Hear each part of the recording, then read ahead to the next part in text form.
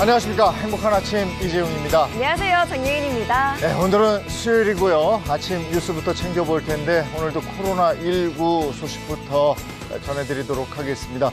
국내 확진자 977명이고요. 사망자 11명입니다. 10명은 한국인인데 1명이 몽골인이에요.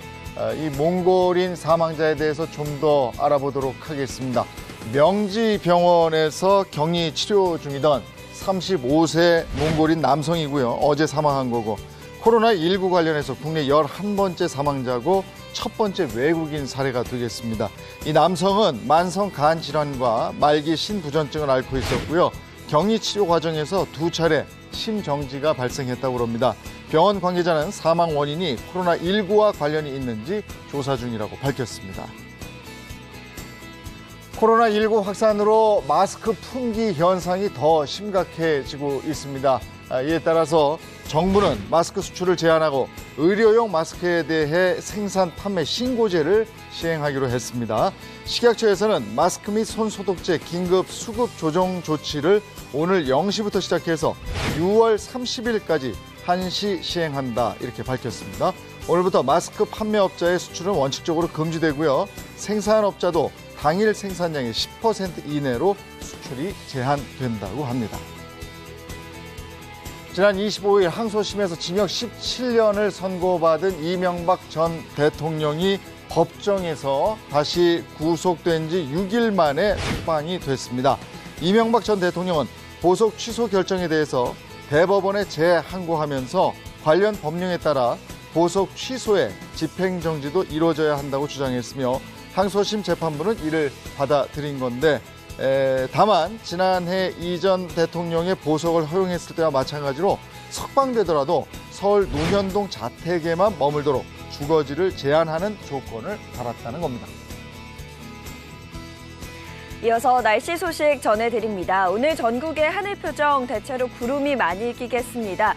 대기질도 어제와 마찬가지로 청정해서 미세먼지 걱정 없겠는데요. 다만 호남 지방에 계신 분들 안개가 짙게 끼는 곳 있어서 오늘 운전하실 때는 방어 운전, 또 감속 운전 해주셔야겠습니다. 어제 이어 오늘도 비 예보가 나와 있는데요. 강원 영동과 경북 동해안, 경북 북동 산지를 중심으로는 비 또는 눈이 오는 곳 있겠습니다. 특히 기온이 낮은 강원 산지를 중심으로 매우 많은 양의 눈이 내리면서 대설특보가 내려질 가능성도 있겠습니다. 오늘 아침 기온은 서울과 경기 3도, 부산이 9도 등 평년과 비슷하거나 높겠습니다. 한낮 기온 역시도 6도에서 16도 선으로 포근한 날씨가 이어질 것으로 보입니다. 하지만 중부지방을 중심으로 밤사이 기온이 내려가면서 어제 내린 비나 눈이 얼어붙어 도로가 미끄러울 수 있어서 참고해 주셔야겠습니다. 네, 오늘은 2월 26일 수요일이고요. 행복한 아침 지금 시작합니다.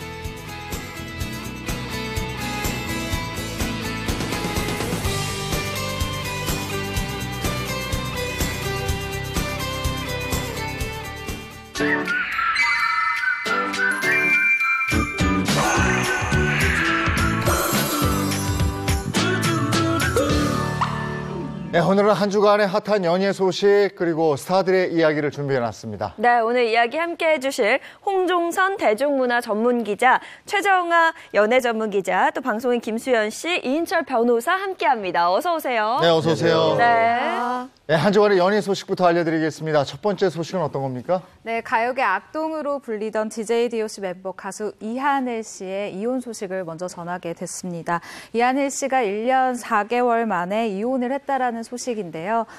이하늘 씨는 2018년 10월 10일에 지인들을 제주도로 불러서 결혼식을 올렸었는데, 이때 결혼식을 올리는 모습이 한 방송을 통해서 공개가 되기도 해서 대중들이 더 많이 놀란 듯한 모습입니다. 네, 저도 저 결혼식 장면이 기억이 나는데요. 특히나 연애 기간이 굉장히 길었던 커플로 유명했잖아요. 네, 맞습니다. 무려 17살 연하의 여성분과 11년 동안 연애를 이어오면서 굉장히 좀 이한혜 씨가 악동 이미지와는 다르게 또 굉장히 순애보적인 느낌이 있구나라고 사람들이 많이 생각을 했었는데 당시 일단 11년이라는 이 연애 기간 그리고 17살 연하라는 나이 차이도 모두 세간의 관심이 모였었던 그 대상이었습니다. 네. 아니 방송에서도 굉장히 애정을 과시하기도 하고 이래서 잘 살겠구나 했는데. 네, 그렇죠. 방송뿐만 아니라 SNS를 통해서도 고맙습니다. 11년간 기다려준 이 여자, 나와 모과. 모과가 이제 연인의 애칭인데요. 모과가 결혼한다라고 전했고요.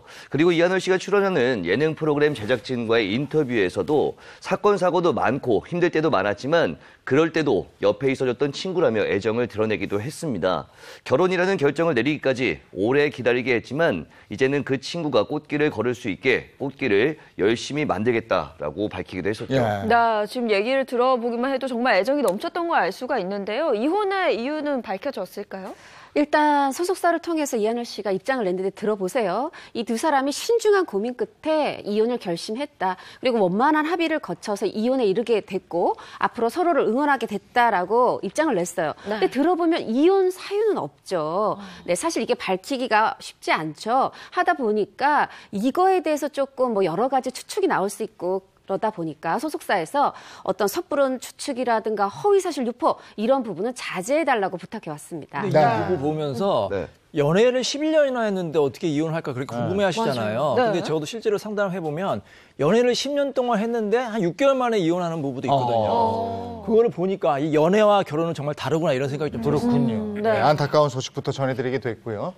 코로나19 지금 온 국민이 걱정입니다만은 연예계도 비상이다 이런 얘기예요. 네, 맞습니다. 코로나19 확산세가 가요계까지 강타한 네. 상황입니다. 지난 23일 코로나19 위기 경보 단계가 심각으로 격상되면서 쇼케이스, 콘서트 등 가요계 행사가 줄줄이 취소되거나 온라인 생중계로 대체되고 있는 상황입니다. 한 가요계 관계자는 코로나19 확산이 심각해 아티스트, 스텝, 관객 등 많은 사람이 모이는 행사에 대한 우려가 굉장히 크다. 업계 관계자들도 코로나19 확산세를 예의주시하고 있다라고 전하기도 했습니다. 네, 사실 뭐 저만 해도 그래요. 잡혀있던 행사가 지금 다 취소가 됐거든요. 공연계도 뭐 중단되거나 미뤄지는 경우들이 굉장히 많다면서요? 네, 공연계도 마찬가지인데요. 서울예술의 전당은 지난 월요일이죠. 24일부터 이러한 이야기를 했습니다.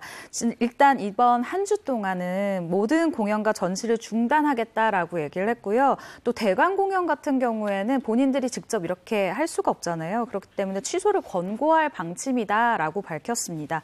근데 예술의 전당뿐만 아니라 세종문화회관 같은 경우도 다음 달 말까지 한 달간 자체 기획 공연을 연기 또는 취소할 계획이다라고 밝혔는데요. 이외에도 연극, 뮤지컬 그리고 전시회 등이 일정을 변경하거나 아니면 취소하고 있는 그런 상황입니다. 아니 공연 전시 이런 거 미리 예매해둔 사람들이 있을 거 아니에요. 이분들 네. 환불해줘야 될 텐데 이게 또 저 이만저만 손해가 아니겠어요. 맞습니다. 사실 이제 이 영화와 달리 영화는 이번 주에 사실 모든 시사회가 취소됐어요. 네. 근데 이거는 뭐 내가 예매했다 취소하면 되는 문제인데 공연은 환불이라는 게 있고 네. 또 개막을 약속했는데 그 개막을 연기해야 되는 상황이잖아요. 네. 하다 보니까 이걸 이제 취소해달라라는 분도 있고 근데 이걸 사실 취소하면 환불을 해드려야 돼요. 네. 이 손해가 공연업계로 그대로 가다 보니까 지난 20일에 문화체육관광부 장관이 이 대학로에 가서 현황 점검하고 지원을 약속하기도 했죠. 근데 이게 제작사만의 문제가 아닙니다. 네, 네. 사실 또 그래도 좀 공연이 좀 있거든요. 그러면 관객이 끊긴 무대에서 배우들이 정말 관객 없이 공연을 하기도 하고 그러네. 또 아니면 내가 지금 개막하는 공연 예매해서 봐야지 했던 분들 못 보고 네. 이런 상황이 속출하고 있습니다. 예. 아니 그러면 법적으로도 코로나19 관련해서 피해가 생겼을 때 보상을 받을 수 있는 건가요? 근데 이게 사실 애매해요. 최근에 문제가 된 게 뭐냐면 이 결혼식을 예약했는데 아니 돌잔치를 예약했는데 예. 코로나 때문에 도저히 못하겠다 이렇게 해서 취소를 하는 경우가 있잖아요. 네. 그 경우에 환불 문제가 되는 게 아니라 업체에서는 위약금을 요구합니다. 원래 계약할 때 위약금을 다 예. 계약을 하잖아요. 네. 소비자 입장에서는 위약금까지 물어주고 과연 못해야 되느냐. 굉장히 이제 이게 피해가 클 수가 있는데 아직까지 정부에서 명확한 가이드라인은 없어요. 근데 이제 제가 이제 여기서 이제 실마리를 얻었는데 최근 대구 지방에서 굉장히 이제 힘들잖아요. 네, 그래서 네. 대구의 그 집주인들이 그 상가 주인들이 월세를 감면해 준다고 맞아요. 자발적으로 맞아요. 그런 맞아요. 뉴스를 봤거든요. 네. 이렇게 힘들 때는 서로 배려하는 문화가 필요할 때라고 생각이 됩니다. 그다음에 요즘에 이제 결혼식이니 돌잔치니 또 저 회갑 7순, 8순 잔치 이럴 때 네. 초대를 받았는데 가야 돼 말아야 돼 이런 고민들도 있고 이래요. 그 코로나19가 이런 공연기뿐이 아니고 영화 촬영 현장에도 이게 여러 가지 영향을 끼치고 있다고 그래요. 네, 맞습니다. 사실 직격탄을 맞았다라고 제가 표현을 하고 싶은데요. 일단 황정민 그리고 현빈 주연의 100억 원대 규모의 영화가 지금 준비 중이었어요. 무려 교섭이라는 영화인데 이 영화의 주 촬영지가 하필이면 또 요르단이에요. 그러니까 이 영화 자체가 중동 지역에서 납치된 이 한국인을 구출하는 이야기를 담고 네. 있기 때문에 사실 한국에서는 좀 찍기가 어려운 그런 상황입니다. 그런데 이 영화가 일단 제작진 같은 경우는 일부가 선발대로 요르단에 이미 가 있는 상태예요. 예. 그리고 이 영화의 촬영이 3월부터 이제 시작을 할 상황이었습니다. 그런데 한국이 지금 코로나19 고위험국으로 지정하는 나라가 늘어나고 있고 또 무엇보다 이 촬영지였던 요르단 그리고 이스라엘 등 6개국이 우리나라를 거친 외국인들의 이 입국을 금지한 상황이어서 맞아요. 사실 네. 이 제작진과 저희가 통화를 해봤는데 아예 나라를 그 요르단이 아닌 다른 지역으로 옮길까 지금 예. 생각을 하고 있다라고 얘기를 하더라고요. 아니 그러면 후속 대책은 나왔어요? 그 계획은 어떻게 된대요? 일단 계속해서 회의를 하고 있는 중인데 아직 정확한 대응 방안이 나와 있는 상황은 아니라고 합니다. 하지만 촬영 일정에 문제가 없도록 최선을 다해서 한번 진행을 해보겠다라고 말을 하고 있는 상황이고요. 이 영화 촬영이라는 게 많은 사람들의 약속이잖아요. 이 약속이 깨지지 않도록 노력을 하겠다라고 전하는 상태입니다. 네, 그러면 주연 배우가 현빈이랑 황정민 씨 입장은 어떤가요? 사실 이제 이 두 배우들은 출국해서 가서 이제 촬영을 하면 되는 거예요. 근데 아직 사실 출국 일정이 잡혀 있지 않았어요. 네. 그러면 이 큰 그림에서는 주연 배우로서 마음이 급하겠지만 사실 더 큰 문제는 최 기자도 얘기를 하셨겠지만 지금 이 해외 로케라는 게요. 해외에서 장소만 봐두고 오는 게 아니거든요. 그 장소도 다 예약하지만 현지 스태프들과도 계약을 이미 다 해놓은 상황인데 촬영을 못한다. 이게 굉장한 금전적 손실이 될 수 있어요. 그래서 이 상황이 정말 빨리 해결되기를 바랍니다. 아니, 정말 곳곳에서 이런 문제들이 일어나고 있습니다. 코로나19로 피해 입은 분들 상당히 많으실 텐데 연예계 기부 행렬이 또 잇따르고 있다 이런 얘기도 들리고요. 네, 그래도 참 훈훈한 소식이 전해지고 있는 건데요. 배우 신민아 씨 그리고 이병헌 씨 그리고 유재석 씨가 1억 원의 성금 기부 소식을 알렸습니다. 송가인 씨 같은 경우는 음원을 이번에 냈는데 이 음원의 수익금을 코로나19 예방 그리고 확산 방지 등의 전액 기부를 하고요. 또 어르신들 좀 힘을 내셨으면 좋겠다라는 그 본인의 응원까지 전하기도 했습니다. 코로나19 확진자가 늘어나는 가운데 사실 이 대구 시민을 위해서 이영애 씨 그리고 배우 박서준 씨 같은 경우도 기부금을 냈고요. 또 저는 박혜진 씨 이야기를 꼭 하고 싶은데 박혜진 씨 같은 경우는 코로나19 안전수칙 영상 출연료 그리고 제작비를 전액 재능 기부를 하기도 했습니다. 네, 코로나19 상황이 점점 안 좋아지고 있는데 이번 주 그리고 뭐 다음 주 정도까지가 고비일 것이다 이러잖아요. 네. 좀 더 신경을 써서 더 이상의 확산이 없기를 간절히 바랄 뿐입니다. 이번엔 저희가 기획해놓은 스타들의 얘기, 기획 스타들의 이야기로 넘어가도록 하겠습니다. 네, 오늘 주제 주제부터 먼저 공개해드릴게요. 주제는 재혼 후 잘 사는 스타입니다. 그럼 첫 번째 스타 바로 만나보시죠. 네. 첫 번째 스타는 혜은이 씨. 네, 파란만장한 혜은이 씨. 결혼 생활 혜은이 씨입니다. 네, 혜은이 씨는 1970년대 후반 당시에 젊음의 아이콘, 가장 인기 있는 가수였었습니다. 외모, 가창력, 춤 실력 두루 갖추면서 아이돌적인 요소가 많았기 때문에 지금의 아이유 씨처럼 한 시대의 아이콘이라고 할 수 있었습니다. 젊었을 때 네. 완전 요정이었죠.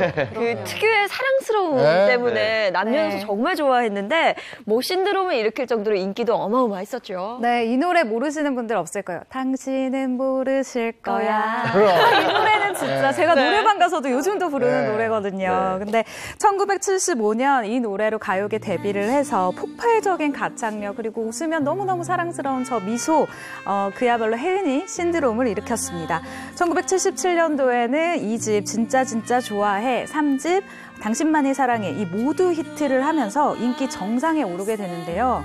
지금 생각해보면 10대 가수상, 가수왕, 최고 인기 가수상 등 방송사 3사의 통합 가수왕을 차지했어요. 정말 대단한 기록인 거죠.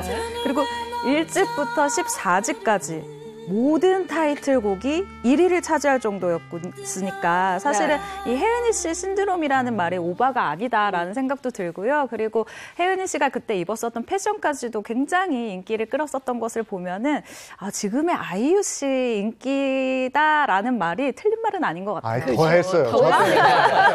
아니, 왜냐하면 예전에는 이렇게 거리를 지나가고 골목이 있으면요. 거기에 그 레코드 가게들이 있었는데 네. 거기 저 스피커를 밖에다 대놓고 음악을 들었는데 거기서 다 혜은이 씨 막 나왔거든요. 맞아요. 혹시 좋아하는 혜은이 씨 노래 있습니까? 네, 저도 다시 이제 뭐 찾아봤는데 굉장히 유명한 노래들이 많더라고요. 사실 드라마에서 많이 뵈서 뭐가 유명하지 했더니 당신은 모르실까 아까 말씀해 주셨죠. 감수광, 강수가 곧 파란 날 부하니 굉장히 유명한 노래가 많더라고요. 근데 지금도 멋지지만 그 당시 노래를 부르는 모습 보니까 너무 멋지세요. 아니 표정이 이렇게 밝은 거 처음 봐요. 저렇게 웃으시는 거 처음 보는 거예요. 그러니까.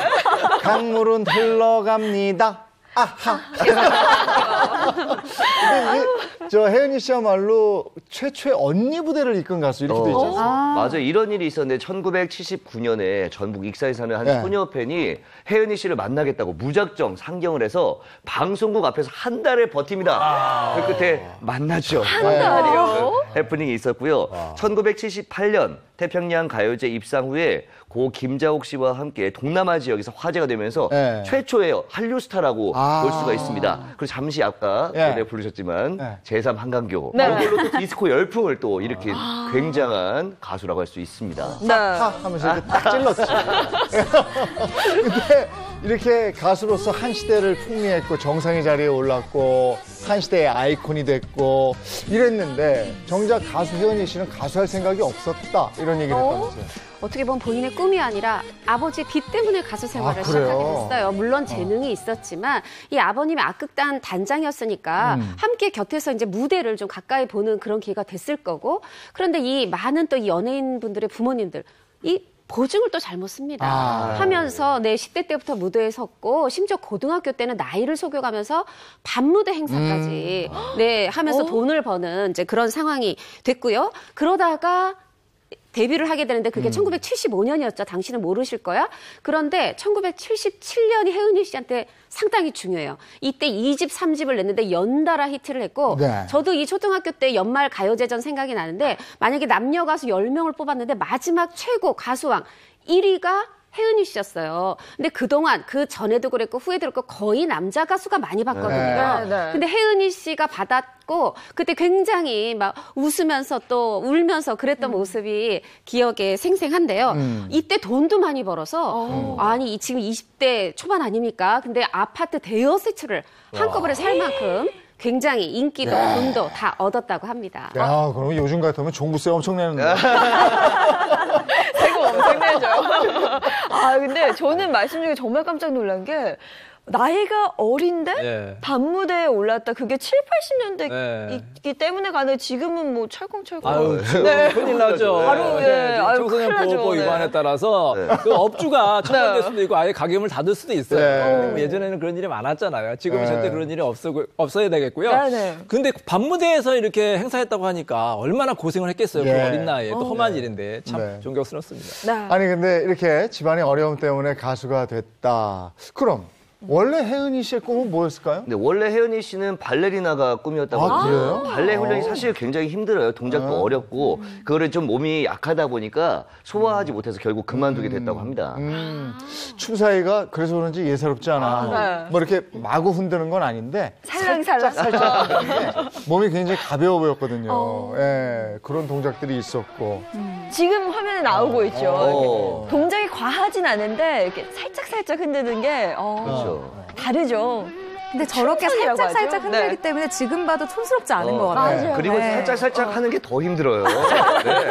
근데 저 춤이 시대를 앞서간 거야. 요즘에 클럽에서들 저렇게 요즘에 클럽 가서 많이 움직이면 이거 가보셨어요? 아니 근데 가보지 미우셨어요? 않으세요? 아니 궁금하니까. 가보신 걸로. 아, 이렇게 방송을 하려면 궁금한 데는 가봐야죠. 가봐야죠. 어떻게 진행이 되고 있는지. 근데 다들 이렇게 추더라고. 근데 이렇게 가수로서 정상의 길을 걷다가 이럴 때 결혼하게 되죠. 이것도. 네, 맞습니다. 1984년 3월에 연상의 사업가와 이제 결혼을 하게 되는데요. 이때 혜은이 씨가 굉장히 큰 축복을 안고 결혼을 해요. 이미 뱃속에 5개월 된 아이가 있었던 거죠. 그리고 지금 말로 얘기하면 그때 말로 얘기해도 속도 위반 결혼이었다라고 이야기를 합니다. 아니 뭐 지금은 그렇다 쳐도 80년대 속도 위반이었고 혜은이 씨 정도 인기였으면 엄청난 파장이 있었을 텐데 그 이후에는 또 결혼 기간이 또 짧아서 이것도 이슈가 됐다면서요. 네, 맞습니다. 사실 혜은이 씨가 이 결혼이 1988년도에 끝이 나요. 그래서 사실은 뭐 기간으로 따지면 약 3년에서 4년 정도 되는 아주 짧은 결혼 기간이었다라고 얘기할 수 있는데요. 이혼 사유에 대해서는 뭐 대부분의 연예인들이 모두 다 그렇게 얘기를 하듯 성격 차이였다라고 얘기를 하는데 사실 일부 언론에서는 이렇게 이야기를 하기도 합니다. 전 남편의 학대가 두 사람의 이혼을 부추긴 것이 아니냐라는 추측을 내놓기도 했었죠. 저는 좀 이쯤에서 궁금해지는 게 스타들이 이제 이혼을 할 땐 대부분 성격 차이다라고 하잖아요. 왜 그렇게 두루뭉술하게 얘기를 하는 건지. 아니 정확하게 어떤 이유였다 하면 저희도 안 궁금하고 이제 오케이 할 텐데. 그래서 더 이상 물어보지 않고. 성격 차이가 뭐 어떤 차이였을까. 궁금해요. 네, 누구나 성격 차이잖아요. 네. 궁금한 게 아니 그렇게 성격 모르고 결혼했어요. 성격 차이가 돼요. 근데 그거는 제 생각에는 대외형이에요. 대외적으로 성격 차이다. 왜냐하면 뭐 사생활인데 구체적으로 밝히기 좀 그렇잖아요. 다른 힘든 사유로 이제 이혼하는 경우도 대외적으로 성격 차이다 그러는데 뭐 그거 굳이 또 알려고 하지 말고 그냥 궁금하더라고요 그렇게. 어쩔 수 없이 궁금하긴 하더라고요. 10길 물속은 알아도 한 길 사람 속은 모르는 거죠. 그 딸이 있었지 않습니까? 네, 맞습니다. 이제 슬아의 딸이 있었는데 혜은이 씨한테 양육권이 오지 않았어요. 네, 하다 보니까 혜은이 씨는 이 딸을, 어린 딸을 볼 수 없으니까 정말 마음이 너무 아프고 정말 가수 생활도 하고 싶지 않고 그런 어떤 비탄에 빠졌는데 그래도 힘을 내서 가수 활동을 했던 게 텔레비전 화면에서라도 내 딸이 나를 봤으면 이런 마음으로 가수 활동을 이어갔다고 합니다. 아니 그 결혼 생활 그 기간이 3, 4년이었으면 아이가 너무 이쁠 때 이제 못 보게 된 거잖아요. 네. 사실 이제 유치원 정도 다닐 때였다고 해요. 한참 이쁠 텐데. 네, 그래도 다행히 이제 이 면접 교섭권이라고 하죠. 가끔씩 딸을 봤는데 딸이 이런 얘기를 했다고 해요. 엄마 나 몇 살 되면 나 혼자 버스 타고 엄마 보러 갈 수 있어. 아이고. 걱정하지 마. 엄마가 안 와도 내가 버스 타고 엄마 만나러 갈게. 정말 이 얘기 듣고 우리도 이렇게 마음이 아픈데 혜은이 씨 정말 많은 눈물을 흘렸고 그랬는데 이 사실 엄마의 마음으로 생각해 보면 이 어린 딸을 매일 볼 수 없다. 정말 무엇보다 가장 큰 고통이지 않았을까 싶습니다. 당시 혜은이 씨의 마음은 얼마나 아팠을까요? 그렇죠. 그리고 이렇게 좀 아이와 함께 살 수 없게 된 이후에 부른 노래가 이제 비가라는 노래가 있는데 그 당시에 이제 녹음을 하면서 너무 울어가지고 감정 표현을 제대로 오히려 할 수 없었다라는 얘기가 있더라고요. 지금 노래가 나오는 것 같은데 정말 슬펐을 것 같아요. 아이와 만날 수 없고. 이게 가사를 보더라도 굉장히 절절하고요. 부르는 내내 딸 생각이 나서 아마 그렇게 많은 눈물을 흘렸던 것 같습니다. 그러면 당시 유치원생이었던 딸을 데려오지 못했던 이유가 있었을까요? 네, 있었겠죠. 바로 빚 때문인데요. 수백억 원의 빚이 있었다고 합니다. 8, 90년대에 수백억이요? 네. 아니 그 정도로 많은 빚이 있었어요?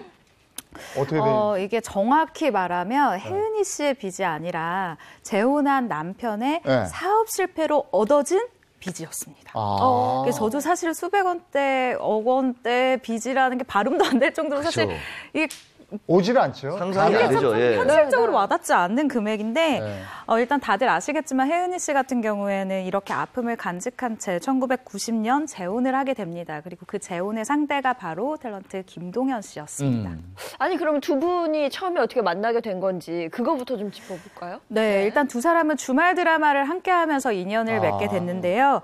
혜은이 씨는 이때 뭐 모두가 아시다시피 너무 정상의 그 끝에 꼭지점에 서 있었던 그런 스타였고 김동현 씨는 신인 탤런트였던 그런 시절이었어요. 그런데 일단 김동현 씨가 혜은이 씨가 굉장히 마음에 들었나 봐요. 당시에 연예인들이 그 밤업소 행사를 하게 되잖아요. 네. 그러면 그쪽에서 만나기를 기다렸었던 거죠. 그래서 김동현 씨가 이 드라마 이후에 이 행사에서 만나게 된 혜은이 씨가 무대가 끝나기만을 기다리고 있다가 차나 한잔 하실까요? 라고 데이트 신청을 하면서 이렇게 조금씩 이야기를 나누며 친해지게 됐었대요.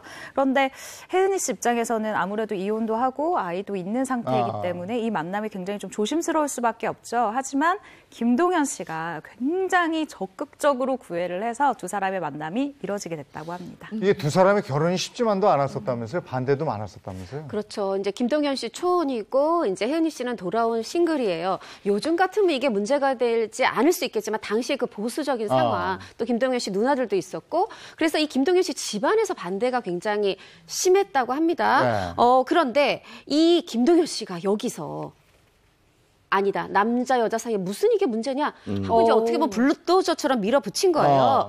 어떻게 보면 이 혜은 씨가 김동현 씨랑 여러 우여곡절을 겪으면서도 지금 계속 잘 살고 있는 게 그 결혼할 때 그 멋진 모습을 기억하는 게 아닌가 싶은데 네. 두 사람 사이에는 아들이 한 명 있습니다. 네, 이렇게 극심했던 반대를 무릅쓰고 결혼에 골인을 해서 행복할 일만 남을 줄 알았거든요. 그런데 수백억 원대 빚을 지게 됐어요. 네, 김동현 씨가 영화를 제작한 적이 있었는데요. 당시에 물가가 굉장히 비싸다고 일본에서 전부 다 촬영을 하게 됐어요. 네. 그러니까 어마어마한 제작비가 들어갔겠죠. 근데 이게 영화가 개봉을 하고 좀 잘 돼도 수익이 돌아올 수 있을까 말까인데 영화가 개봉하기 전에 부도가 나게 됐습니다. 그때 현금으로만 30억 원 그리고 모든 재산을 잃게 됐죠. 네. 그 당시에 30억 원이 지금으로 따지면 200억 원이 되는 거예요. 예. 그래서 이제 지금 가치로 수백억 원이 수백억 된 원. 건데 네. 아무리 잘 나가는 연예인도 수백억 원을 갚는다는 건 이게 만만치가 않을 텐데요. 예. 근데 혜은이 씨가 빚을 갚겠다는 의지가 컸어요. 먼저 본인이 가지고 있었던 아까 그 대여섯 채 집 있지 예. 않습니까? 네. 다 팔았고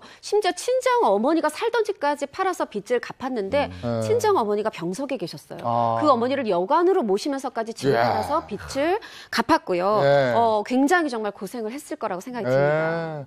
그러면은 신혼이었을 텐데 신혼 즐길 뭐 그런 여유도 없었겠네요. 그렇죠. 신혼 즐길 여유도 없고 그런데도 혜은이 씨는 일 좀 많이 들어왔으면 좋겠다. 돈 빨리 벌어서 빚 갚아야지. 이런 생활을 이어갔습니다. 그 돈이 되는 일을 많이 찾다 보니까 재혼 후에는 방송 활동은 좀 뜸해졌었다고 들었거든요. 네, 그렇습니다. 방송을 하면 아무래도 시간을 좀 많이 뺏기기 때문에 돈이 되는 행사 위주로 많이 했었다라고 얘기를 해요. 예를 들면 아침에도 노래해라 그러면 그 자리에 가서 노래를 하고 그랬을 정도였다고 하는데 이렇게 돈을 버는데도 드레스 한 벌 살 돈이 없었다라고 이야기를 하기도 했습니다. 버는 족족 빚 갚으니까. 네. 야, 그러면 오로지 그때 그 인생은 빚을 갚기 위한 인생이었네요. 네, 그렇다 보니까 어. 사실은 극단적인 선택까지 이제 생각을 하고 그래요? 있었다고 하는데 그런 것 때문에 이제 약을 항상 좀 들고 다녔다라고 이야기를 했어요.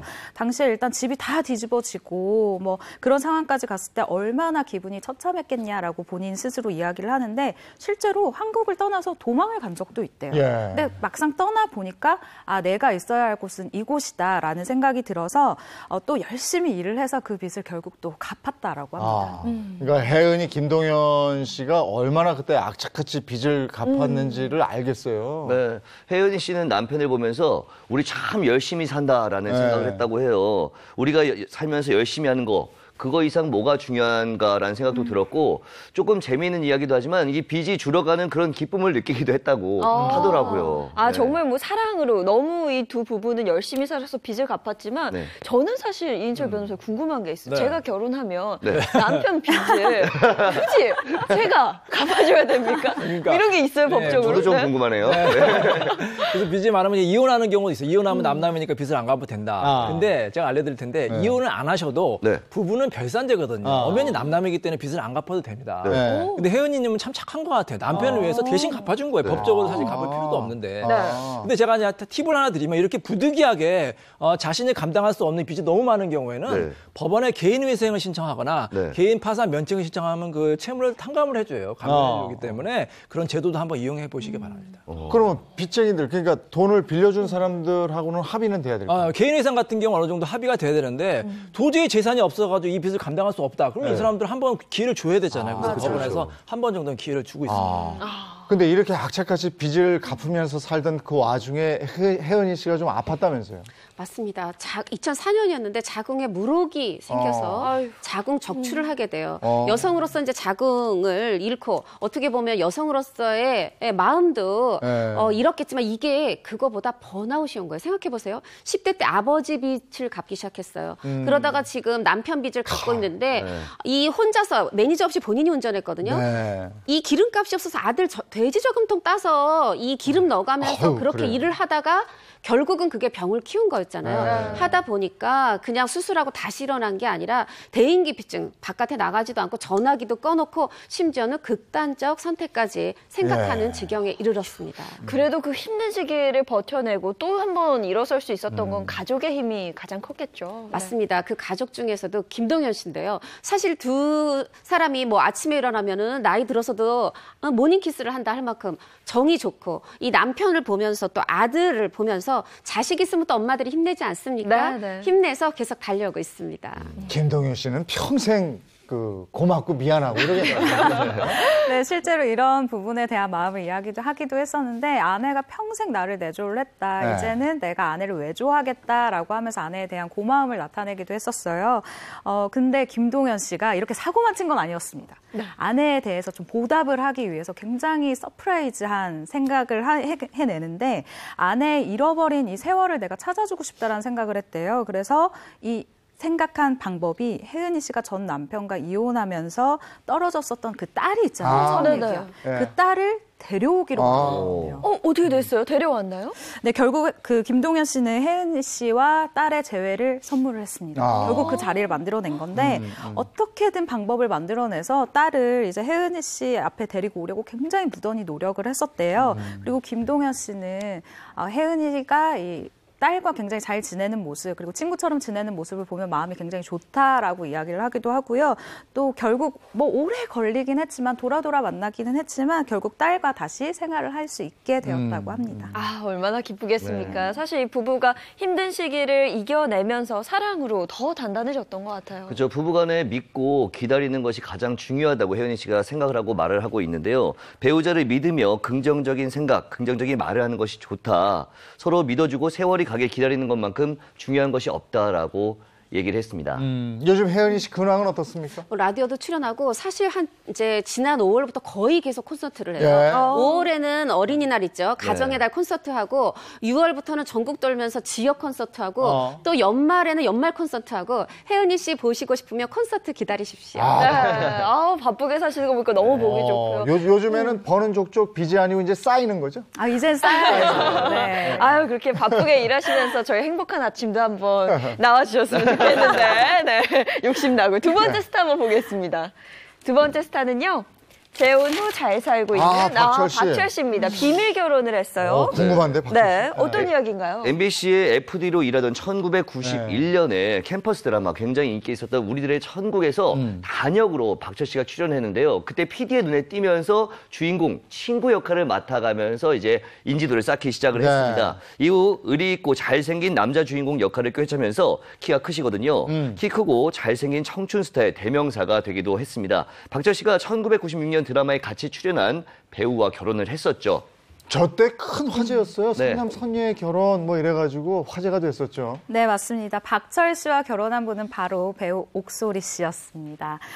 옥소리 씨는 1987년 화장품 모델로 이제 데뷔를 하게 됐고요. 영화 비 오는 날의 수채화, 젊은 날의 초상, 드라마 오기이모 등을 통해서 아주 또렷한 이목구비, 아주 이국적인 매력으로 1980년대, 90년대에 높은 인기를 누렸었고요. 저 같은 경우도 TV를 보면서 세상에 저렇게 이쁜 사람이 있구나 이렇게 생각했었던 기억이 나요. 네, 그리고 이 두 분은 결혼 이후에도 굉장히 다정하고 금술 좋은 부부로 유명했는데 그런데 11년간 쇼윈도 부부였다 이런 얘기가 나오면서 또 굉장히 논란이었어요. 왜 그랬냐면 이혼 발표 시기의 상황을 보면 그 쇼윈도 부부라는 말이 이해가 되실 거예요. 1996년에 결혼을 했는데 2006년에 10년 만에 리마인드 웨딩도 올렸어요. 그리고 2007년에는 이 가족들과 함께 8일 동안 미국, 캐나다 여행하는 모습도 방송으로 공개가 됐었어요. 네. 그런데 그리고 바로 한 달 뒤 2007년 가을에 이혼 소식이 알려졌기 때문에 많은 분들이 정말 깜짝 놀라셨었죠. 그래서 쇼윈도우 부부 이렇게 얘기하는군요. 네. 그러니까 방송에서 보였던 모습과는 달리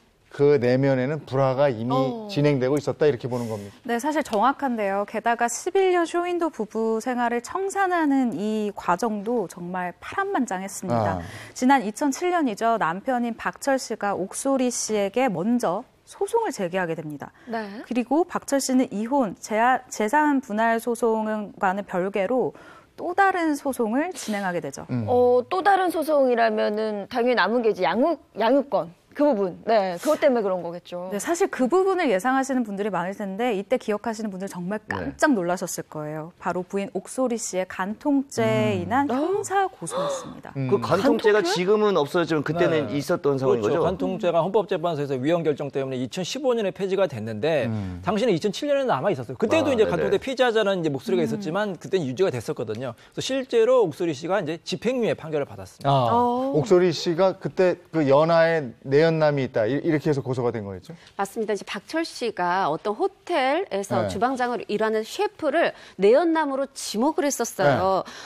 그러면서 이제 본인이 난 지금 내가 봐서 얘기하는 거다라는 얘기를 했고 또 하나는 이 두 사람이 있는 건물 맞은편 건물에 오피스텔에서 망원 렌즈로 쭉 당겨서 찍은 동영상이 있다 또 이렇게 얘기도 했었습니다. 이 외에도 다른 증거도 제출되고 이러지 않았어요?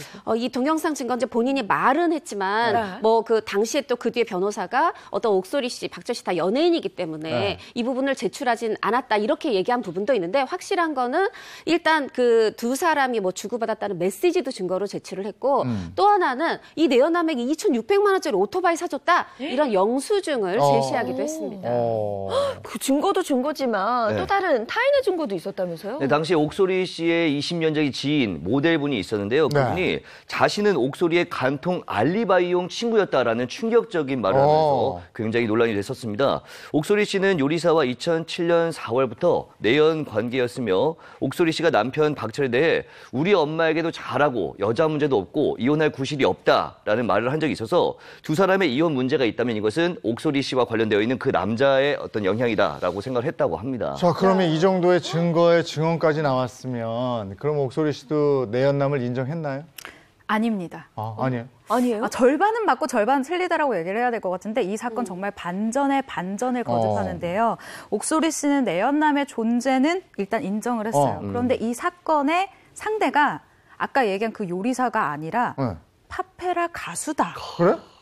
이게 또 반전이에요? 네, 또 다른 남성을 지목을 한 거예요. 네. 그런데 박철 씨 측근의 말에 의하면 일단 옥소리 씨가 파페라 가수에게 1억 원의 음반 제작비 그리고 고급 승용차를 선물로 줬다라고 합니다. 그리고 파페라 가수 역시도 내가 옥소리 씨와 내연 관계에 있었다라는 것을 인정을 하기도 했습니다. 아니 그러면 박철 씨가 내연남을 좀 헷갈린 거네요. 좀 듣기로는. 그건 또 아닌 것이 옥소리 씨의 그 아까 말씀하신 20년 지기 모델 친구가 있잖아요. 근데 이분 말에 의하면 2006년 5월부터 2007년 2월까지는 파페라 가수와의 관계가 있었대요. 그 말이 맞는데 2007년 4월부터 그러니까 2개월 후부터는 이 외국인 요리사와의 관계가 있었다라고 주장. 그래요. 있습니다. 아까 이제 쇼윈도 부부라는 얘기가 나왔는데 이제 무늬만 부부 뭐 이렇게 표현을 하죠. 이런 부부들이 실제로 상담해 보시면 많습니까? 꽤 많죠. 실제로 결혼정보회사에서 이제 설문조사를 했는데 이혼한 사람의 10명 중에 7명이 이혼 직전에 형식적인 부부관계를 유지했다고 이렇게 답을 했다고 해요. 사실상 이제 이혼을 하고 싶은데 뭐 사회적인 체미라든지 이런 것 때문에 형식적으로 이렇게 부부 생활을 유지하는 부부가 꽤 있거든요. 그래서 그 부분은 좀 고려해야 돼 보입니다. 그러면 간통죄가 지금 없어진 상황이잖아요. 그 내연 관계에 대한 고소는 어떻게 진행이 되고 있는 거예요? 그 이상 형사 고소는 불가능하지만 민사 소송은 가능한데요. 예를 들어서 이혼을 하면서 배우자와 그 사람의 내연남이나 내연녀를 같이 상대로 위자료를 청구할 수도 있고 또 이혼하지 않고도 그 사람만 상대로 소송하는 경우가 많아요. 요즘에는 그 이혼을 안 하고 그 사람의 내연남과 내연녀를 상대로 소송하는 게 좀 늘어나고 있습니다.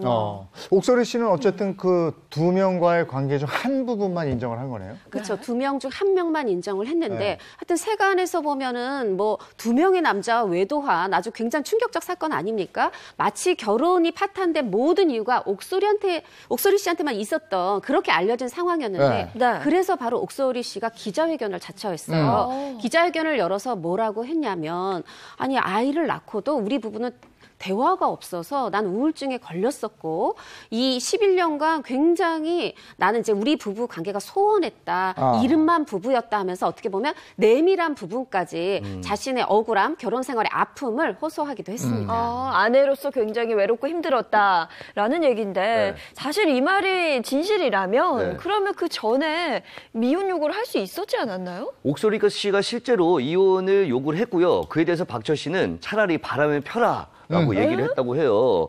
그런데 이혼 소송 중에 옥소리 씨가 충격적인 좀 발언을 했는데 이 박철 씨가 이혼을 하자고 하는 것들은 돈 때문이다라는 주장이었죠. 돈 때문에? 네. 박철 씨가 그때 잘 벌 때인데. 네, 박철 씨의 전 매니저 증언이 또 이 타이밍에 나옵니다. 박철 씨가 매달 유흥비로 1,200만 원 이상을 탕진했다라고 주장을 한 건데요. 그뿐만 아니라 옥소리 씨의 어머니 역시 이러한 주장에 힘을 실었던 것이 박철 씨가 쓴 카드값이 그동안 18억 원이다. 그리고 옥소리와 결혼 생활을 하는 동안 한 번도 생활비를 주지 않았다라고 또 충격적인 증언을 하게 됩니다. 이런 정황들 때문에 옥소리 씨는 이렇게 또 이야기를 해요. 박철 씨가 위자료 때문에 소송을 제기한 것이다라고 본인의 추측을 이제 이야기를 하게 되고요. 박철 씨 같은 경우는 양육권 때문에 소송을 제기했다라고 주장을 했습니다. 대체 누구의 주장이 맞는지 판단이 잘 안 되는데 이런 문제에다가 양육권 분쟁까지 있었죠. 네, 맞습니다. 그런데 이 양육권 박철 씨도 포기할 수 없다. 아이만큼은 내가 키우겠다. 옥소리 씨도 마찬가지입니다. 무슨 소리냐. 내가 그동안 내 손으로 키웠다. 나도 포기할 수 없다. 근데 당시에 굉장히 좀 언론에 계속 모습을 드러내고 재판정에 모습을 드러냈던 건 박철 씨였어요. 네. 박철 씨는 나는 방송 활동도 놓지 않겠다. 방송도 하고 재판 법정에도 굉장히 적극적으로 참여하는 모습을 보였고 결국은 이 양육권은 이 박철 씨에게 또 가는 상황이 됐습니다. 이혼 소송 판결에서 양육권을 박철 씨에게 준 이런 사례가 됐군요. 네. 예. 네. 조금 보태 말씀드리면 그러니까 박철 씨가 지금 서로 우리 돈 때문에 싸우라고 했잖아요. 이 재산 다 내가 가져야 돼 했는데 옥소리 씨는 아니다. 이거 결혼 전부터 내가 샀던 집이다 했는데 재판의 판결은 이 재산의 한 반, 8억 6천만 원 정도는 박철 씨한테 줘라 옥소리 씨가. 그런데 아이는 박철 씨가 키워라 이런 상황이 됐습니다. 그래. 사실 뭐 말씀하신 것처럼 양육권에 대해서 굉장히 분쟁이 있었던 걸 저도 기억을 하고 있는데 따지고 보면 뭐 두 분 다 뭐 문제점이 있을 수 있다고 했잖아요. 네. 그런데 이 양육권을 박철 씨에게 준 이유가 전 또 궁금해요. 최근에는 이제 엄마한테 이제 양육권이 가는 경우가 네. 많은데 네. 당시 약간 이례적이었던 것 같아요. 근데 법원에서 여러 가지를 따졌겠다. 근데 특히 이 당시에 법원에서 중요하게 생각했던 게 그 심리평가거든요. 자녀에 대해서 심리평가를 했더니 이 아빠에 대해서 조금 더 친밀감이 높게 나온 것 같아요. 네. 그래서 법원이 이제 친권자, 양육권자로 아빠를 이제 지정한 것 같습니다. 그러면 이렇게 양육권으로 소송이 일어났을 때는 대개는 그걸 하는 거네요. 심리평가를 이제 하는 경우도 있고요. 네. 양육권 때문에 서로 다투는 경우가 많은데 서로 키우겠다고. 그럴 경우에 두 가지가 가장 중요한데 첫째는 현재 아이를 누가 잘 데리고 있는지. 네. 보통 별거를 하게 될 경우에는 한 사람이 데리고 있잖아요. 그쵸. 그때 아이를 데리고 있는 사람이 유리하고 두 번째는 아이가 어느 정도 의사표현을 한 나이가 되면 아이한테 물어봐요. 물어보기도 하고 심리평가를 해서 아이가 엄마랑 살겠다고 하면 굳이 법원에서 아빠랑 살려고 할 필요가 없잖아요. 네. 그래서 아이의 이런 의사표현이라든지 심리평가도 중요한 요소로 작용하고 있습니다. 근데 요즘에 두 분 다 방송에서 잘 못 보겠는데 요즘 어떻게 지내시는지 모르겠어요? 박철 씨가 사실 저희가 처음에 비밀 결혼이라고 했잖아요. 네. 2013년 5월에 지인에게서 소개받은 분과 그 한국계 미국인이에요. 네. 결혼을 했고요. 또 박철 씨 개인적인 활동은 뭐 라디오 고정도 하고 계시고 지역 민방에서 또 방송도 하고 계시고 좀 뭔가 재혼 후에 안정된 모습을 보여줬습니다. 그래요? 네. 그럼 비밀리에 결혼한 이후에 본인이 결혼 사실을 직접 밝힌 거예요? 네, 맞습니다. 본인이 진행하고 있는 라디오에서 직접 밝힌 건데 아까 말씀해 주신 것처럼 40대 한국계 미국인과 결혼을 했다라고 본인 입으로 이야기를 했고요. 그리고 힘든 시기도 있었다. 하지만 결혼 사실에 대해서는 언젠가 내가 이야기를 하는 게 좋을 것 같았고 일단 딸도 행복해한다라고 이야기를 했습니다. 앞으로 좋은 가정을 꾸리기 위해 노력하겠다라는 다짐도 마찬가지였었는데 신기한 점이 이 아내 집안에서는 박철 씨가 유명인인지 전혀 모르고 있다라고 이야기를 하더라고요. 아니 굉장히 유명했는데 그러니까요. 정말 모르셨다라고 하는데 어느 정도로 몰랐는지는 잘 모르겠네요. 지원에 잘 사는 스타 박철 씨까지 알아봤고요. 네. 이번에는? 네 번째 스타는 오랜 세월을 돌아서 만난 김국진 그리고 강수지 씨입니다. 네, 1990년대를 휩쓴 스타죠. 강수지 씨 그리고 김국진 씨 두 사람은 한 예능 프로그램에서 중년 로맨스를 보이면서 시청자들로 하여금 잘 됐으면 좋겠다라는 그런 응원을 받으면서 국수 커플이라는 애칭도 얻었었습니다. 그런데 아니나 다를까 실제로 사귀게 되었죠. 그리고 결혼까지 이어졌는데요. 사실 두 사람은 한 번씩 각자의 아픔을 겪고 있다고 합니다. 네, 당시에 정말 이 결혼이 화제가 됐어요. 특히나 열애설 밝혀지면 많은 연예인분들이 뭐 밥만 먹었다, 친구 사이일 뿐이다. 친한 선배들이다. 네, 그렇죠. 네. 그렇죠. 그런 말들을 많이 하는데 이번에 또 바로 인정을 했어요. 네, 소속사에서 일단 연애설 같은 경우는 빠르게 인정을 했는데요. 당시 김국진 씨 같은 경우는 이렇게 이야기를 합니다. 매우 조심스러운 얘기라 어떻게 내가 얘기를 해야 될지 잘 모르겠다. 이 서로에 대한 감정은 아주 조심스럽다. TV에 비춰진 모습 그대로라고 생각하시면 된다라고 이야기를 했고요. 또 둘 다 아무래도 한번 결혼을 했고 가정을 꾸려봤던 입장이기 때문에 조금 더 신중할 수밖에 없는 상황이다라고 솔직하게 이야기를 하게 됐습니다. 아까도 잠깐 네. 언급이 됐습니다만 프로그램 안에서도 묘한 기류가 있었죠. 네, 맞아요. 그 불타는 예능 두 사람을 이어서 오작교라 할 수 있겠는데 사실 첫 회가 생각이 납니다. 강수지 씨가 오빠 하니까 김국진 씨가 그렇게 만면의 미소 그리고 두 사람 나중에 막 썰매 같이 타고 서로를 챙겨주고 네. 이거 설정이야 했는데 아니었습니다. 진심이었고 공식 1호 커플이 됐죠. 네, 두 분이 정말 잘 어울리는데요. 사실 김국진 씨는 그 불타는 예능뿐만 아니라 다른 예능들에 나와서도 계속 강수지 씨에 대한 언급을 했었어요. 네, 김국진 씨가 그 백종원 씨가 요리를 이제 알려주는 그런 프로그램에서 요리를 배웠는데요. 그걸 가지고 강수지 씨 생일상을 직접 차려주기도 했다고 합니다. 또 2015년 연예대상 시상식에서 아마 많은 분들이 기억을 하실 것 같은데요. 강수지 씨가 수상 소감을 밝히면서 주변에서 우리가 설정이냐고 물어본다. 설정이냐 했더니 설정 아니다. 이야기를 돌직구를 상남자, 했죠. 네. 우리는 설정이 아니다. 라고 돌직구를 날렸습니다. 그러니까 설정이 아니면 진짜니까. 진짜니까요. 네. 근데 정말 그 90년대 대단하지 않았습니까? 아, 정말 대단했죠. 1990년대는 사실 김국진, 강수지 두 사람이 정말 연예계를 잡아먹었다라고 해도 네. 과언이 아닌데요. 청초함의 대명사로 불렸던 강수지 씨. 오늘 강수지 씨 룩으로 한번 입어봤는데 네, 데뷔 전이었던 16살에 가족과 함께 미국으로 떠나서 이민 생활을 했다고 하는데 정말로 이 생활이 힘들었었다라고 예. 해요. 그럼에도 불구하고 가수의 꿈을 놓지 않은 상황이었다라고 얘기를 합니다. 그리고 대학가요제 미주 예선에 참가를 해서 금상을 받았고요.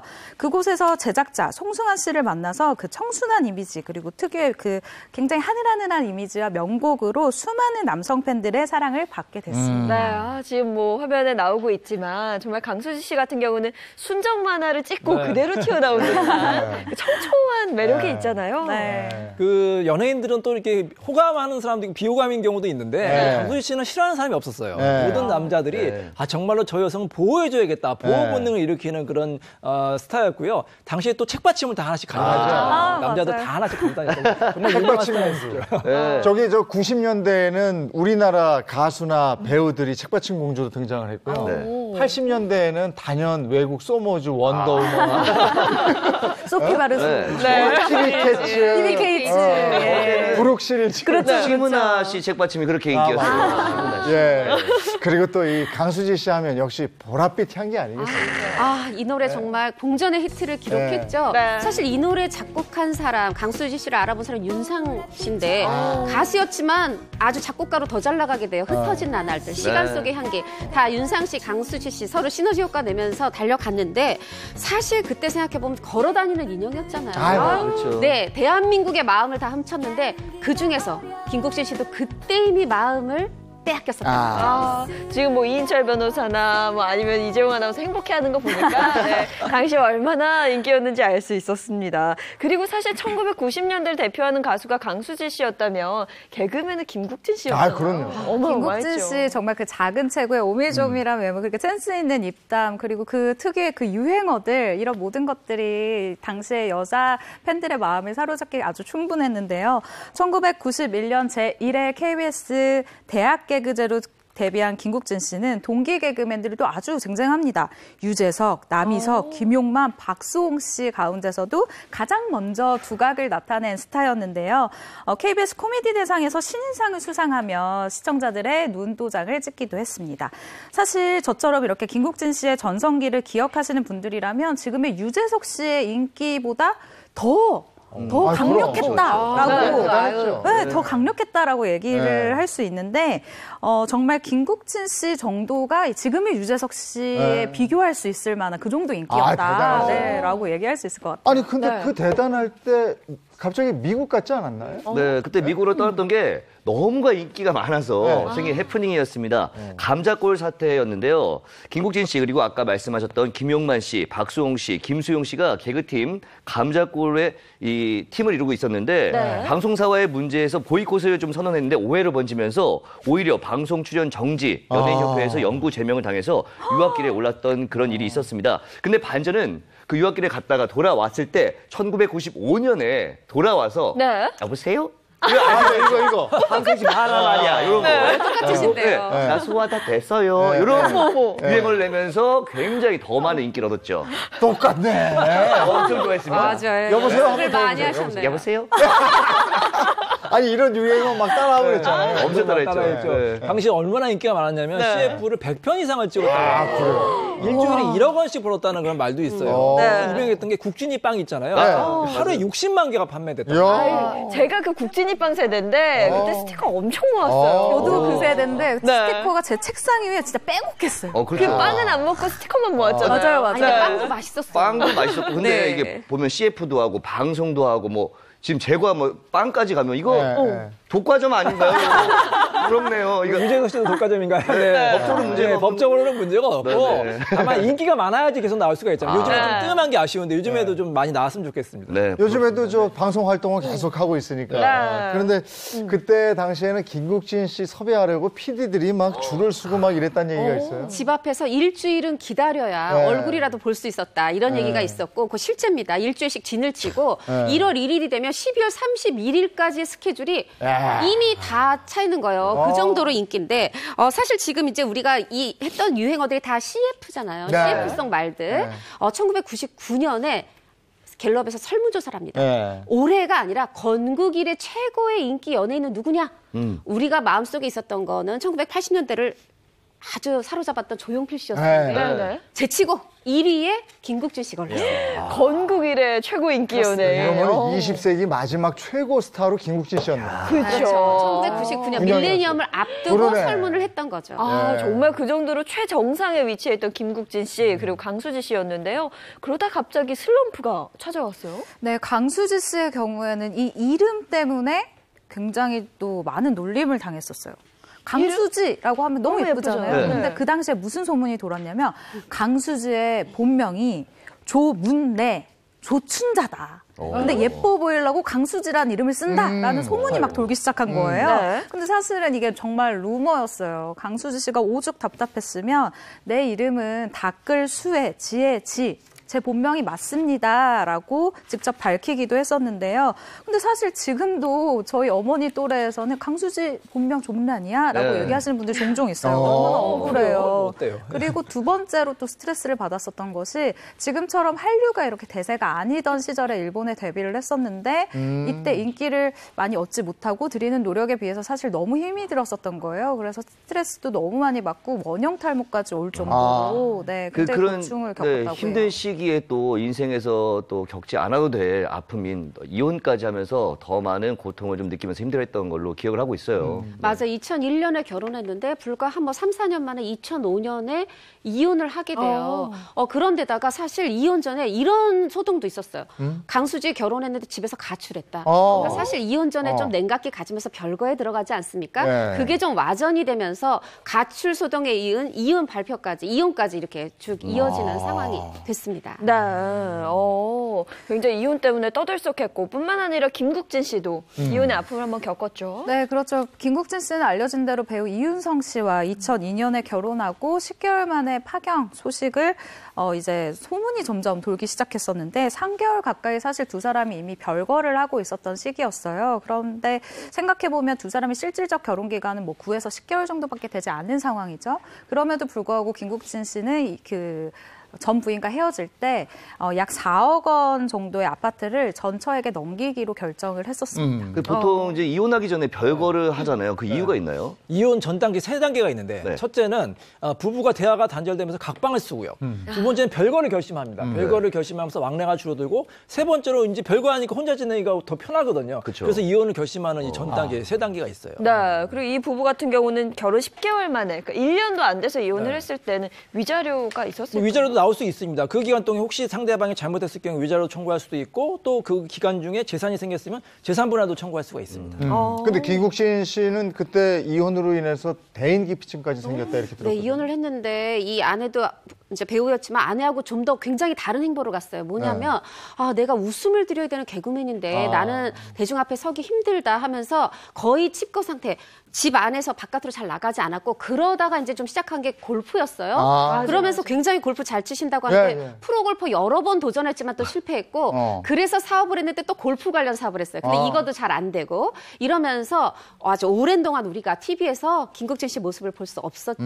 맞습니다. 그런 긴 슬럼프를 겪었는데 그 슬럼프를 어떻게 극복하고 두 분이 다시 이제 모습을 드러낸 건가요? 네, 두 사람의 마음을 다잡게 된 계기는 조금씩 다른데 강수지 씨 같은 경우는 어린 딸의 이 응원이 굉장히 용기를 줬다라고 얘기를 하고요. 김국진 씨 같은 경우는 비가 올 때 이 비를 그냥 맞는 것이 최선의 방법이다라는 마음으로 이제 묵묵히 복귀를 했다라고 합니다.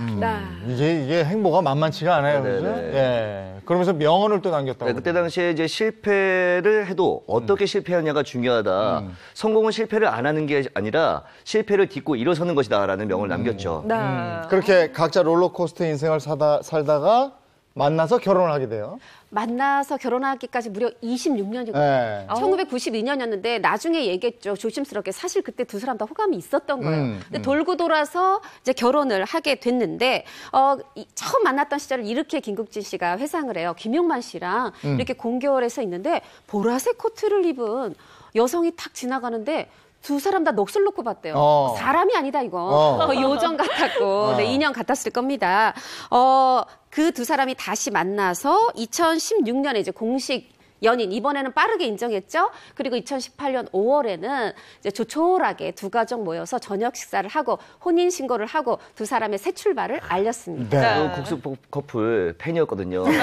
굉장히 행복하더라고요. 보기에 너무 좋았죠. 두 사람이 잘 살 것 같은데 행복하게 잘 사는 부부의 특징이 3가지가 있거든요. 첫째는 외모가 닮았어요. 너무 닮았잖아요. 맞아, 신기해. 두 번째가 성격이 또 닮았고 세 번째는 공통의 관심사가 있거든요. 이 부부는 다 비슷해요. 행복하게 잘 살 것으로 생각이 듭니다. 좀 보기만 해도 완벽한 커플인데 사실 제가 가장 궁금한 건 그거예요. 김국진 씨가 프로포즈를 어떻게 했나요? 저도 제일 궁금합니다. 궁금하죠. 그래서 알아봤는데요.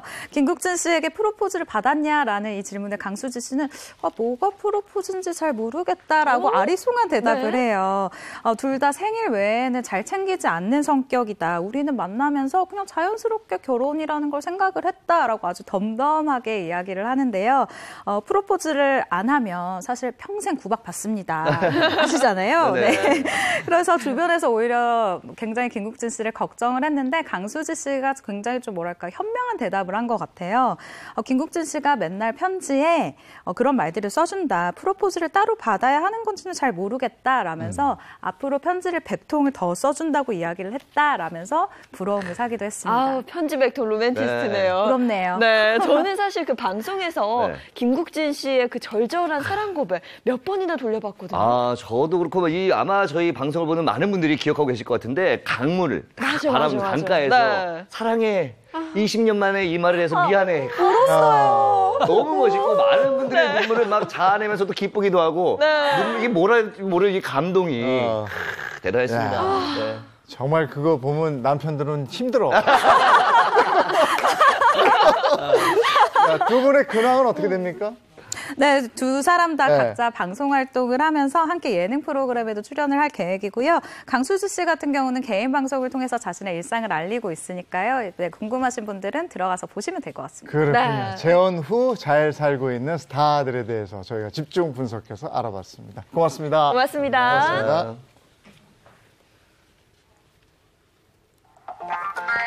네, 이번 주 극장가를 뜨겁게 달구고 있는 영화 소식입니다. 박스오피스 순위 보시면 5위가 클로젯, 4위 작은 아씨들, 그리고 3위 정직한 후보, 2위는 1917, 1위는 지푸라기라도 잡고 싶은 짐승들입니다.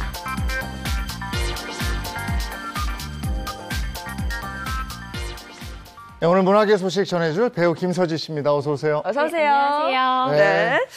저 1위로 등극해 있는 제목이 희한합니다. 지푸라기라도 잡고 싶은 짐승들. 짐승들. 네. 현재 1위예요? 네, 맞습니다. 저도 참 재밌게 본 영화인데요. 영화 지푸라기라도 잡고 싶은 짐승들은 사실 이 코로나19와 아주 힘겨운 싸움을 이어나가고 있는데 그럼에도 불구하고 현재 박스오피스 1위를 차지하고 있습니다. 호화 캐스팅으로 화제를 모았던 지푸라기라도 잡고 싶은 짐승들.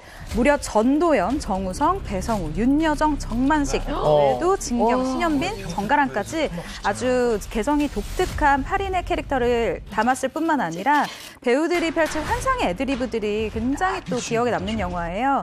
여기에 블랙 코미디죠. 아주 유쾌함까지 갖추면서 언론과 관객의 호평을 받고 있습니다. 네, 영화 내용도 궁금한데요. 네, 영화 지푸라기라도 잡고 싶은 짐승들은 인생 마지막 기회인 돈가방을 차지하기 위해 최악의 한탕을 계획하는 평범한 인간들의 범죄극입니다. 각기 다른 사연을 가진 등장인물들이 하나의 돈가방에 얽히게 되는 사건을 시간의 변주를 통해서 치밀하고 신선하게 풀어내는데요. 시간 순서에 따라서 이야기가 진행되는 것이 아니라 돈가방의 흐름에 따라서 인물들을 쫓을 수 있도록 구성해서 단 한순간도 눈을 뗄 수 없는 긴장감을 선사한다고 합니다. 배우 정우성, 전도연 20년 이상 연기를 한 탑 스타들인데 한번 호흡을 맞췄을 것도 같은데 이번에 처음 호흡을 맞춘다고요? 네, 맞습니다. 정우성 씨가 이런 이야기를 했어요. 이번 영화를 통해서 전도연 씨와 배우 대 배우로는 처음 조우했다.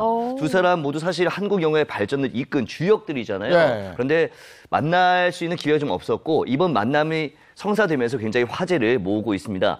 정우성 씨는 전도연 씨에 대해서 전도연과는 배우로서 각자의 길을 오래 걸어왔지만 만나지는 못한 늘 평행선을 달리는 그런 사이였다라고 말을 했습니다. 그런데 이번 작품에서 만나게 됐고 왜 전도연인지 현장에서 확인해 볼 수 있는 값진 시간이었다라고 말하면서 전도연 씨와의 작업에 대한 높은 만족감을 보이기도 했습니다. 네, 정말 명배우들의 연기 호흡, 네, 한번 직접 확인을 해봐야 될 것 같습니다. 기대가 되고요.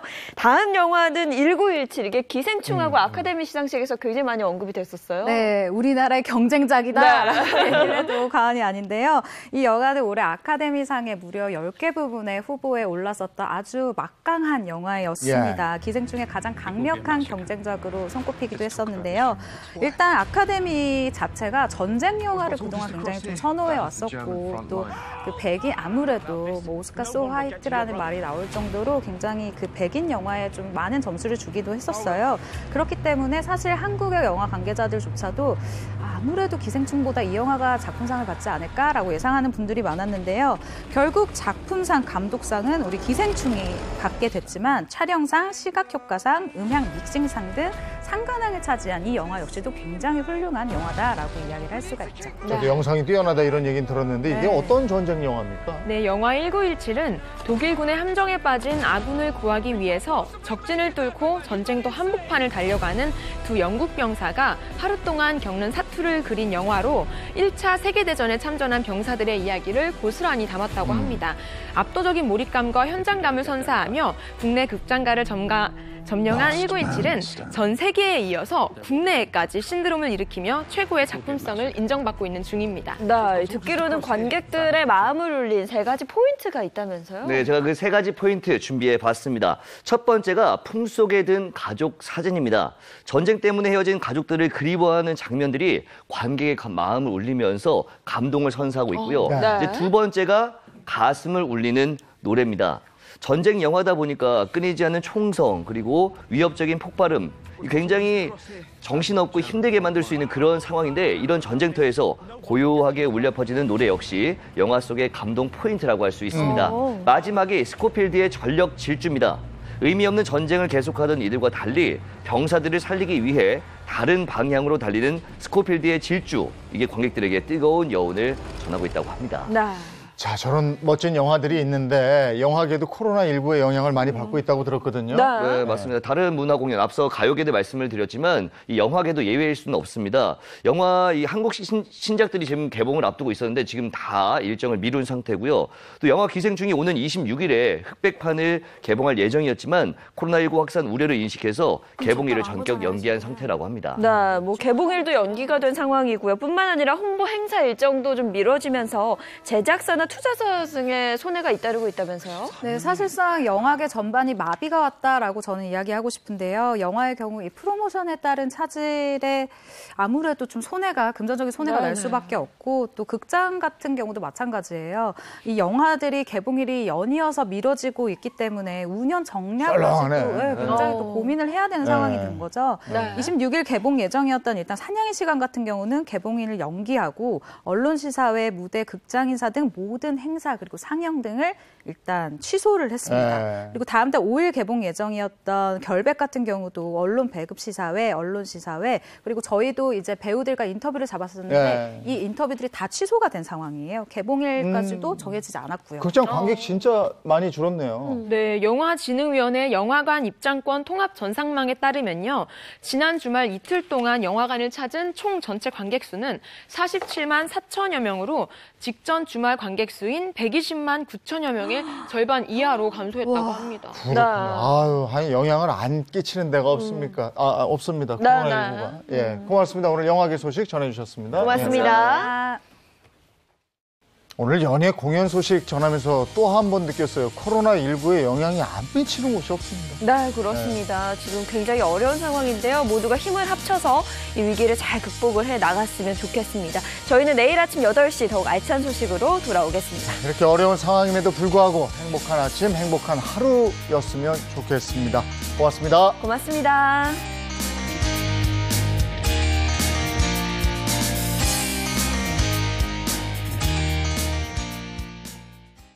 채널 A